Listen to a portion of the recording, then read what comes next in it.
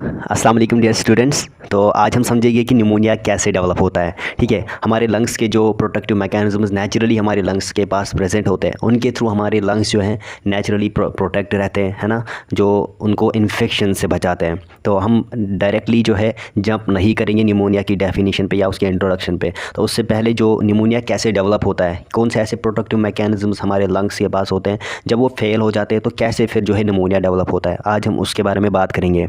ठीक है, तो हमारे लंग्स के नेचुरल डिफेंस मैकेनिज्म जब फेल हो जाते हैं तो तब निमोनिया डेवलप हो जाता है। तो ये कौन से ये नेचुरल डिफेंस मैकेनिज्म हमारे लंग्स के पास होते हैं। ठीक है, पहले बात करते हैं कफिंग मैकेनिज्म के बारे में। हमारे ट्रैकिया, जो हमारा ट्रैकिया होता है और ब्रोंकाई में अगर कोई हार्मफुल पार्टिकल आता है तो बॉडी कफ प्रोड्यूस करती है उसे बाहर निकालने के लिए।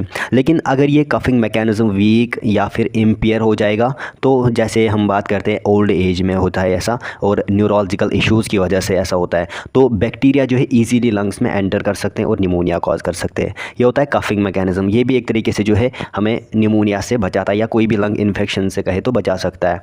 दूसरा मैकेनिज्म जो प्रोटेक्टिव होता है हमारी लंग्स के पास, वो होता है गैग रिफ्लेक्स। गैग रिफ्लेक्स जो है ये थ्रोट में प्रेजेंट होता है, जो फूड या लिक्विड को गलत रास्ते में जाने से बचाता है। जैसे कि फूड, जैसे हम बोलते हैं फूड, जैसे हम इंजेस्ट करते हैं फूड, ठीक है, फूड हम खाते हैं तो वो ईसोफेगस में जाना चाहिए, लेकिन अगर गलती से वो कहाँ पे चला जाए, ट्रैकिया में चला गया, तो हम वहाँ पे करते ना से, तो वो होता है गैग रिफ्लेक्स। ठीक है, अगर हम बात करें जिन पेशेंट्स में स्ट्रोक या फिर जो अनकॉन्शियस होते हैं, उनके केस में क्या होता है, ये रिफ्लेक्स जो ये गैग रिफ्लेक्स जो है ये काम ही नहीं करता और फूड पार्टिकल्स डायरेक्टली जो है लंग्स में चले जाते हैं, जिससे एस्पिरेशन निमोनिया का रिस्क जो है बढ़ जाता है। ठीक है, ये था गैग रिफ्लेक्स, जो फूड पार्टिकल्स या फिर लिक्विड्स को ट्रैकिया में जाने से रोकता है, तो और हमारे लंग्स जो है निमोनिया से बच जाते हैं। तीसरा प्रोटेक्टिव मैकेनिज्म होता है और ये इंपॉर्टेंट होता है सीलियरी एस्केलेटर। ठीक है, हमारे नेज़ल कैविटी में प्रेजेंट होता है और ट्रैकिया में जो है सीलिया जो है प्रेजेंट होती हैं, जो हमें जो है हार्मफुल पार्टिकल्स को जो है लंग से बाहर निकालने में हेल्प करती हैं। जो भी हार्मफुल पार्टिकल आता है उनको लंग से बाहर निकालने का काम किनका होता है, ये जो सीलिया प्रेजेंट होते हैं एस्केलेटर की तरह काम करते हैं।